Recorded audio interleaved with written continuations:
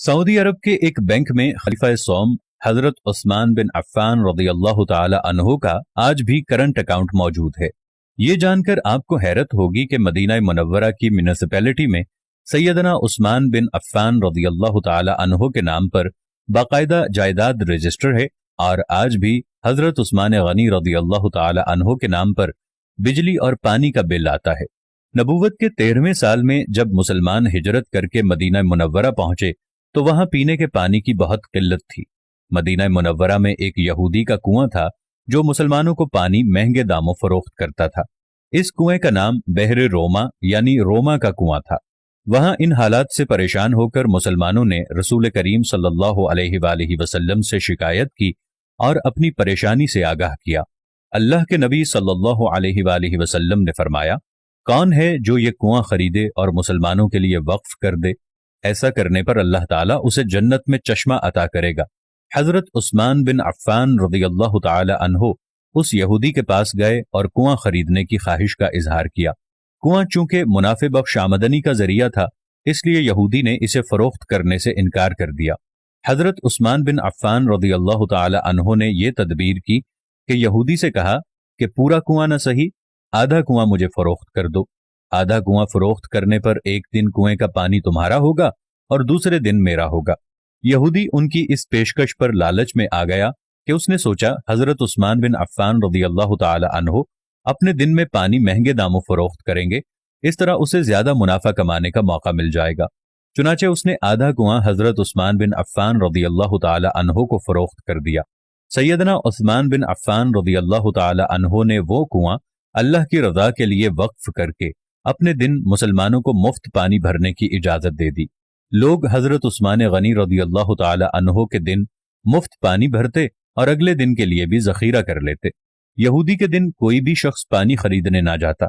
यहूदी ने देखा कि उसकी तिजारत मांद पड़ गई है, तो उसने हजरत उस्मान बिन अफ़्फ़ान रज़ियल्लाहु ताला अन्हु से बाकी आधा कुआं खरीदने की पेशकश कर दी। इस पर हजरत उस्मान बिन अफ़्फ़ान रज़ियल्लाहु ताला अन्हु राजी हो गए और कमोबेश 35,000 दिरहम में पूरा कुआं खरीद कर मुसलमानों के लिए वक्फ कर दिया गया। इस दौरान एक मालदार आदमी ने हजरत उस्मान बिन अफ़्फ़ान रज़ियल्लाहु ताला अन्हु को कुआं दुगनी कीमत पर खरीदने की पेशकश की। हजरत उस्मान बिन अफ़्फ़ान रज़ियल्लाहु ताला अन्हु ने फरमाया कि मुझे इससे कई ज्यादा की पेशकश है। उस शख्स ने कहा कि मैं 3 गुना दूंगा। हजरत उस्मान बिन अफ़्फ़ान रज़ियल्लाहु ताला अन्हु ने कहा, मुझे इससे भी कई गुना ज्यादा की पेशकश है। उस आदमी ने कहा कि मैं 4 गुना दूंगा। हजरत उस्मान बिन अफ़्फ़ान रज़ियल्लाहु ताला अन्हु ने फरमाया, मुझे इससे कई ज्यादा की पेशकश है। इस तरह वो रकम बढ़ाता गया और हजरत उस्मान बिन अफ़्फ़ान रज़ियल्लाहु ताला अन्हु यही जवाब देते रहे, यहां तक कि उस आदमी ने कहा, हजरत आखिर कौन है जो आपको 10 गुना देने की पेशकश कर चुका है?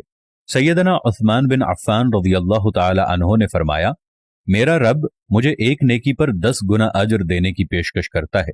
वक्त गुजरता गया और ये कुआं मुसलमानों को सैराब करता रहा, यहां तक कि हजरत उस्मान बिन अफ़्फ़ान रज़ियल्लाहु ताला अन्हु के दौरे खिलाफत में इस कुएं के इर्द गिर्द खजूरों का बाग बन गया और उसी दौर में इस बाग की देखभाल भी हुई।